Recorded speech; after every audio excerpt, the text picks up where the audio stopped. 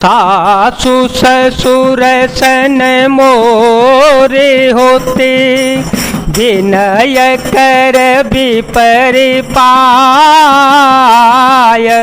मोर सोचो जन करिय कछु, मैं बन सुखी शोभाय।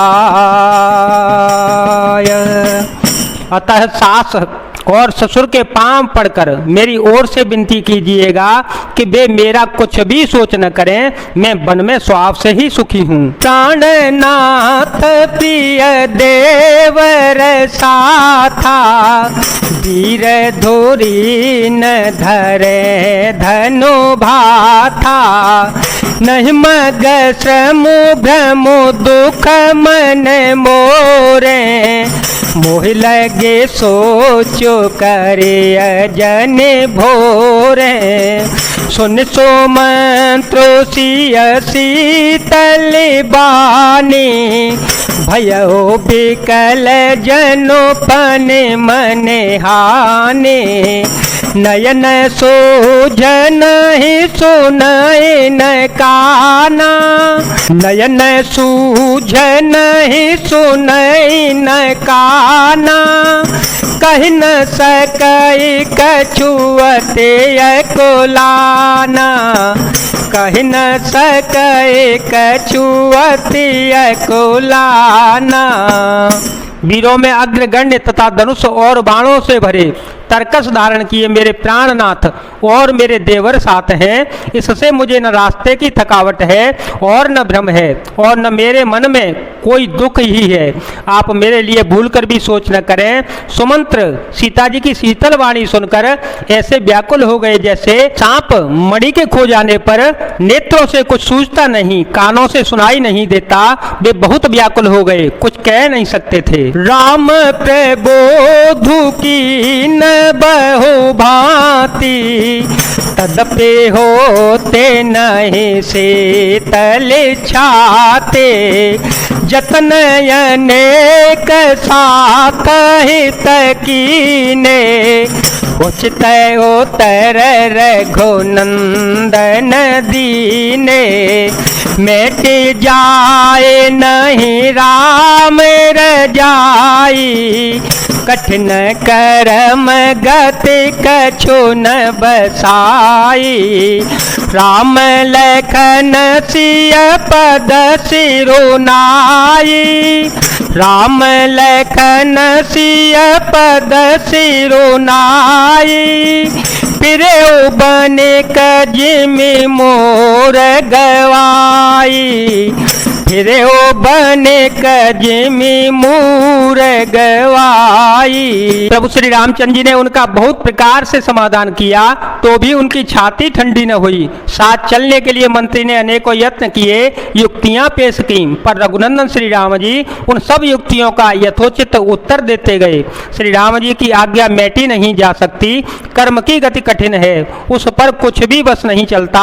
श्री राम लक्ष्मण और सीता जी के चरणों में सिर नवाकर सुमंत्र इस तरह लौटे जैसे कोई व्यापारी अपना मूलधन पूंजी गवाकर लौट जाए। रथुहा के ओहाय राम तन, हेरी हेरे नाहे।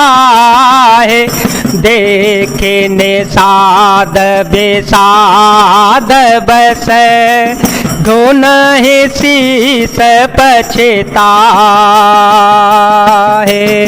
सुमंत्र जी ने रथ को हाँका, घोड़े श्री रामचंद्र जी की ओर देख देख कर हिरनाते हैं। यह देख कर निषाद लोग विषाद के वश होकर सिर धुन धुन कर पीट पीट कर पछता रहे हैं। जासु वियोग विकल पशु ऐसे, जासु वियोग विकल पशु ऐसे। प्रजा मातो पितु जिय हैं कैसे, बरबस राम सुमंत्रु पठाए, बरबस राम सुमंत्रु पठाए।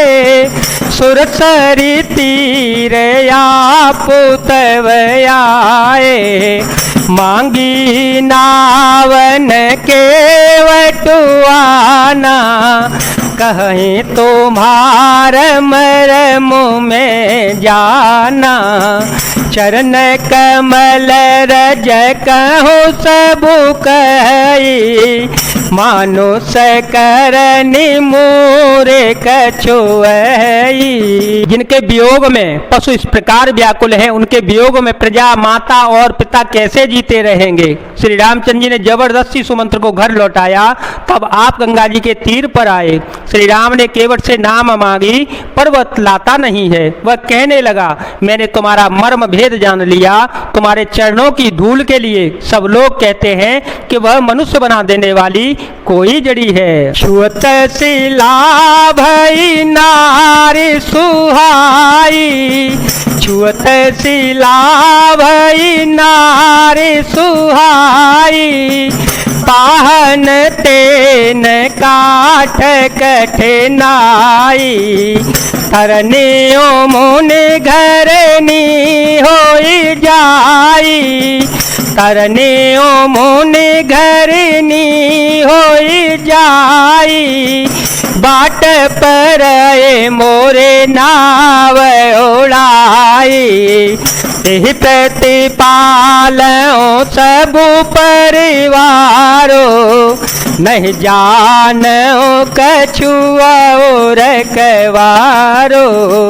जो प्रभु पार अवश्य गाच हो, मोहि पद पदोम पखारन कहो। जिसके छूते ही पत्थर की शिला सुंदर स्त्री हो गई।